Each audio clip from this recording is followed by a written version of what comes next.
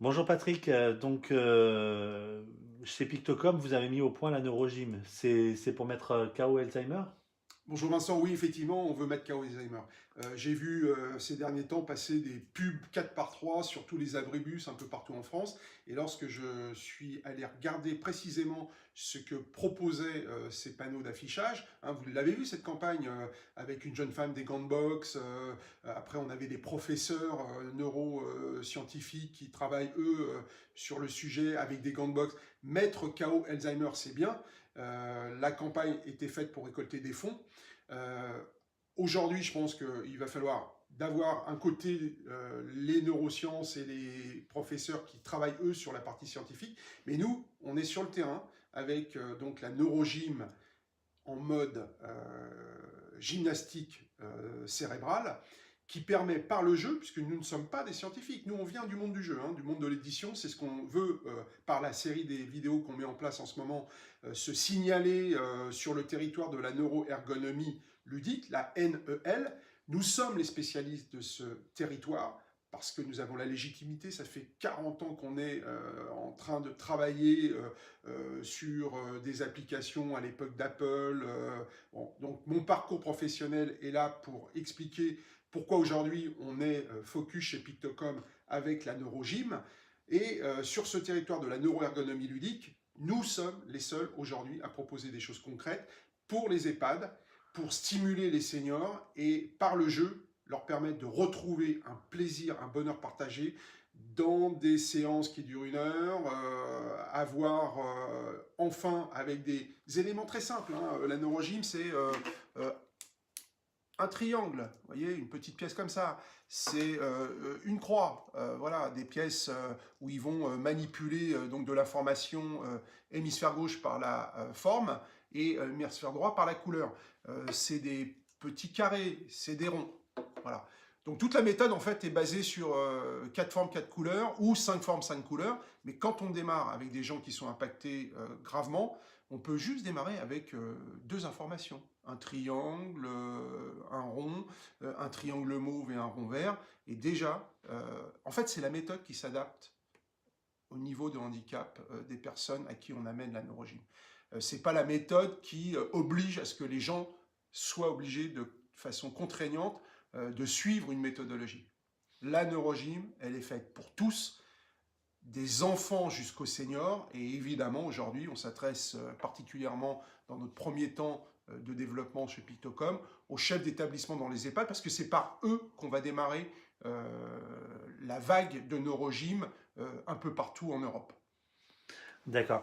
Donc si j'ai bien compris, la neurogym, c'est les neurogames, donc à savoir des jeux, et ces jeux sont composés de carrés, ronds, croix, ok, mais pourquoi des simples croix, des simples carrés, ça a vraiment un effet sur le cerveau?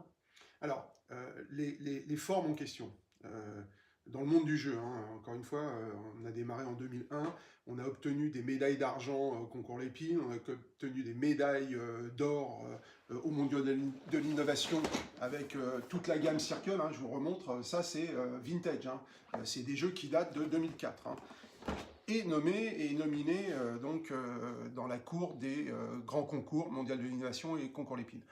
Euh, Pourquoi c'est important d'avoir les formes 1, triangle, croix, carré et rond? Tout simplement parce que si vous remarquez bien, hein, Play School, Fisher Price, les enfants de 3 mois 4, jusqu'à 4 ans, dès qu'ils commencent à jouer, on leur donne des formes très simples, les formes les plus simples.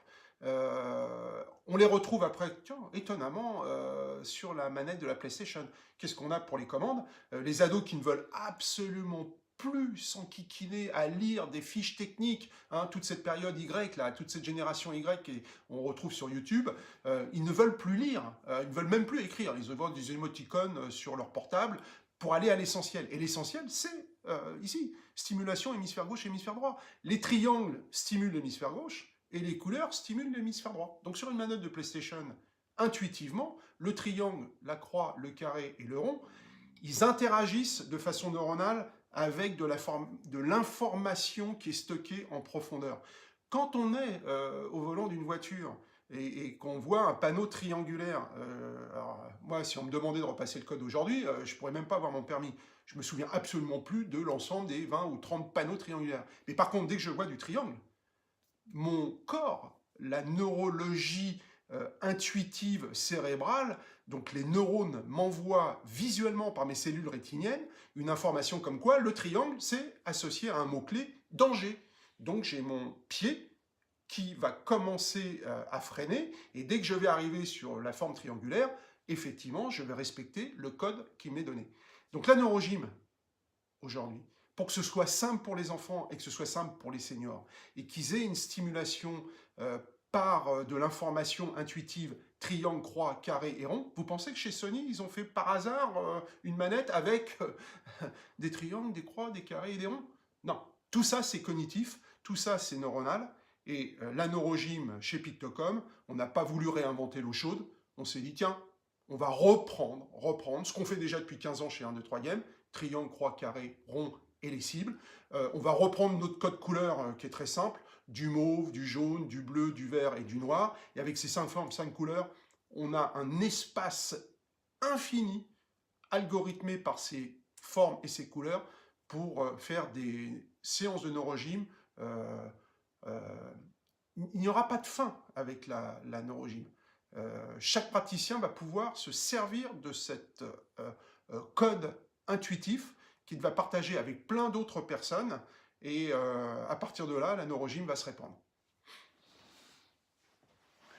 Tu parlais tout à l'heure des émoticônes et j'ai pu voir que vous avez créé un alphabet et vous-même vous échangez avec non pas des émoticônes mais des picto-icônes, c'est ça? Tout à fait. En fait, on a créé un langage qui s'appelle le Spicto, qui est focus sur deux types de synesthésie. Alors la synesthésie, hein, c'est une forme bimodale où des enfants vont voir quand ils écrivent les lettres en couleur. Ça impacte évidemment des adultes qui, eux, malheureusement, n'ont pas été jusqu'à présent diagnostiqués. S'ils ont échappé au diagnostic de leur synesthésie dans les milieux scolaires, par essence, ils ne savent même pas eux-mêmes qu'ils sont synesthètes. Mais si on prend les grands artistes, Kandinsky, Calder, Vasarely, Jean-Michel Jarre, hein, quand il fait de la musique, il est synesthète, lui il voit les notes de musique en couleur. Bon.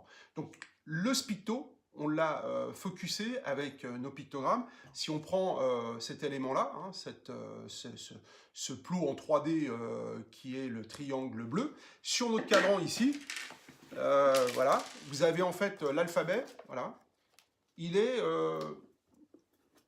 voilà, circulaire. Vous voyez, de A à Z, on a les informations à la fois avec le A qui est la première lettre de notre alphabet, et en même temps le premier chiffre.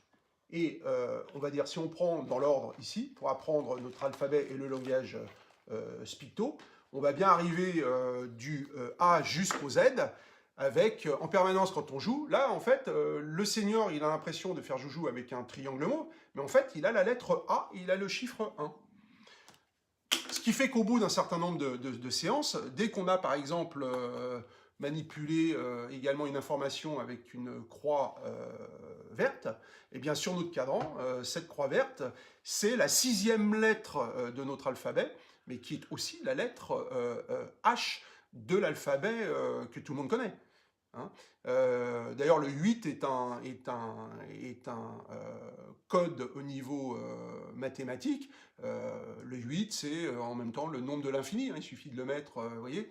Là, ici, on peut le mettre dans n'importe quel ordre. Mais si je vous montre un chiffre 8, on le présente dans un sens comme ça, vertical, ou si je fais le 8 à plat, là, on voit tout de suite le symbole de l'infini. Donc, derrière toutes les formes simples, il y a des conventions internationales beaucoup plus complexes qui permettent aujourd'hui à des gens, les mathématiciens, ils utilisent un seul code, les nombres.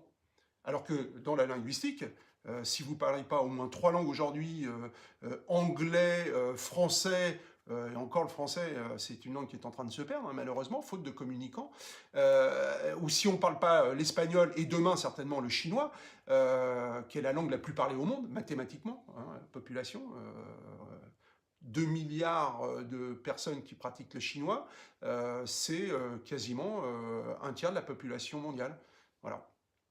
Donc, le Spicto pourrait être, pourquoi pas, si ça marche, grâce à la neurogym, un des vecteurs universels de langage où, avec le même symbole, par exemple un triangle, on a à la fois la lettre A et le chiffre, on a en même temps une couleur, ça c'est bon pour les synesthètes, parce que si un synesthète qui lui voit le A, B, C, D dans certaines couleurs, il est focus sur le mauve, il a également une information qui fait que quand il voit du triangle mauve, il récupère l'information par sa synesthésie mauve, et en même temps il sait, ah tiens, j'ai vu du A et j'ai vu le chiffre 1.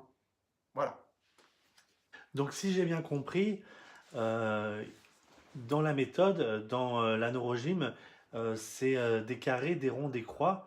Euh, mais qu'est-ce qu'ils ont de particulier? Alors, là, je te vois arriver, tu veux me faire parler d'un autre niveau de code intéressant pour les chefs d'entreprise. Euh, les travaux d'Henri Laborie parlaient à une époque de groupes et d'archétypes sociétaux. Alors, nous, avec le langage Spicto, non seulement on est en train de travailler aussi sur les neurofréquences, hein, qu'on amène via la neurogym de plus en plus dans nos formations. On fait bénéficier à nos praticiens en neurogym d'autres types d'informations qui sont derrière la méthode de neurogym, à savoir les archétypes sociétaux. Laborie, quand il a étudié les sociétés de rats, hein, qui vivent d'ailleurs dans nos grandes villes, des villes comme Paris, New York, sans les rats, ne pourraient pas gérer l'ensemble des ordures, l'ensemble de leurs déchets. Heureusement que des colonies et des populations de rats qui vivent dans les sous-sols de nos grandes métropoles gèrent aussi une partie du recyclage de nos déchets. Ça, c'est à savoir. Et quand on observe les sociétés de rats, les groupes de rats sont organisés par petites équipes.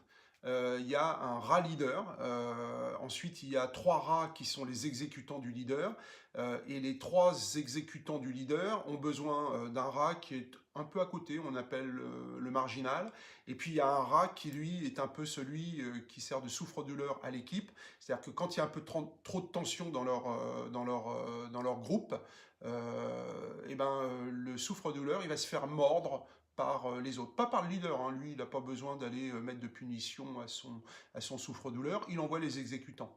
Et le marginal, alors on ne sait pas trop ce qu'il fait lui, hein, mais il est à côté, lui il est tranquille, mais ces groupes de 6 individus, donc je répète, leader, 3 exécutants, un marginal et un souffre-douleur, si on ramène ça dans la société du monde des humains et de l'entreprise, un leader a besoin de 3 exécutants, il va avoir besoin d'un marginal et il va avoir besoin d'un souffre-douleur. Et au niveau des formes, donc on a regroupé, le leader c'est le rond, le carré, hein, on voit bien, hein, les exécutants, eux, c'est eux qui organisent toute la partie carré, les rétro-planning, les organisations de réunions, voilà, donc eux, ils voient le monde en carré. Ensuite, on a le marginal, c'est le créatif de la bande.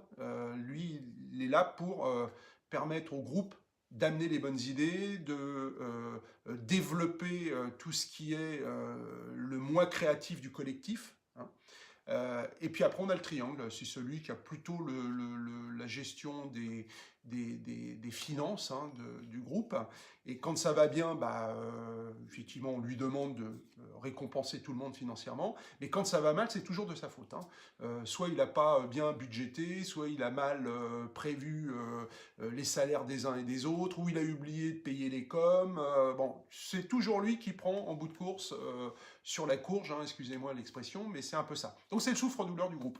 Donc je répète, les 4 archétypes principaux, triangle la finance, croix les créatifs, les artistes, carré les organisateurs, ceux qui préparent et qui cadrent l'objectif du groupe. Ensuite, on a les ronds, hein, c'est eux qui gèrent la partie langagière, c'est les communicants. Ils sont très forts pour faire savoir et faire savoir communiquer ce que le groupe est en train de faire. Et au-dessus des 4 archétypes, on a bien sûr celui qui voit toujours target, le manager, c'est lui qui est toujours focus sur la cible. Il sait à quel moment il va falloir décocher les flèches, il sait quelle est la direction du projet, c'est lui qui donne le tempo du projet, c'est le chef d'orchestre. Et dans notre méthode, tout ce qui est cible permet effectivement de repérer les 2-3% d'un groupe, les leaders, et c'est eux qui nous amènent vers la cible, hein, ici, voilà.